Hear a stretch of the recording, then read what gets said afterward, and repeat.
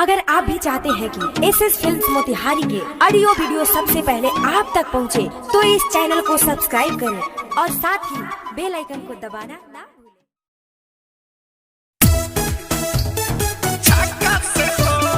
music by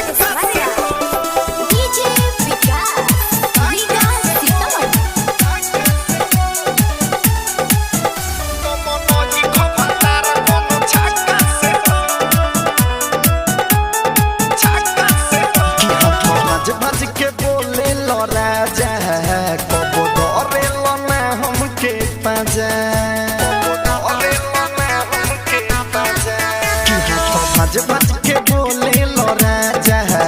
कब धरे लो ना हमके पाजा तो बानी तो से हरान कब दिल न ध्यान बानी तो से हरान कब दिल न ध्यान बात कहतानी काका से हो सारी पेन होता रकिन के ढाका से हो कमन ई खबातार कोनो छाका से हो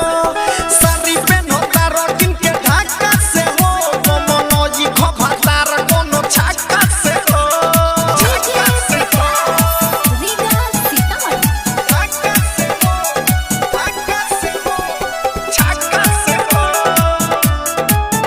कमन ई खबातार कोनो छाका से हो झूठो बारो खाली नाम के मरद बुझल ना अपना मेहरी के दर्द कबोनी भइल ना पति के फरज छोटका देवारा से चलता गरज रजल झूठो के बारो खाली नाम के मरद बुझल ना अपना मेहरी के दर्द कबोनी भइल ना पति के फरज छोटके देवारा से चलता गरज कि सखी हंसली हमारो कैसन बारो तू भातारो सखी हंसली हमारो कैसन बारो तू भातारो सबसे पट जालो टाटा से हो सारी पेन होता रकिन के ढाका से हो कमन ई खबातार कोनो छाका से हो सारी पेन होता रकिन के ढाका से हो कमन ई खोए पलमुना कोनो छाका से हो छाका से हो रीगा सीतामढ़ी छाका से हो छाका से हो छाका से हो कमन ई खबातार कोनो छाका से राजा लागलो बारो तू साफा बेला जा कहलो ना कबहू लग मिया जा मिठू मिसाइल डोरा धरेला पाजा पूरा अलंगवा से लेवेला मजा सुनो लागलो बारो तू साफा बेला जा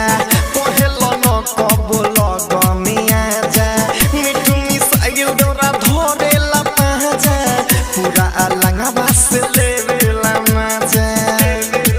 तो सुबोध रतन रतनेश तोहर कैसन बा भेष सुधीर किशन रतनेश तोहर कैसन बा भेष सौरभ से बात कैनी साचा से हो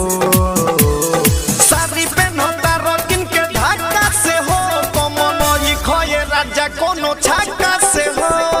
सारी पेन होता रकिन के ढाका से हो कमन ई खबलमुआ कोनो छाका से हो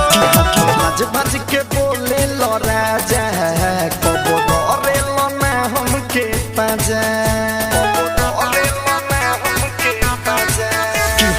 भज भज के बोले लो राजा कब धरे लो ना हमके पाजा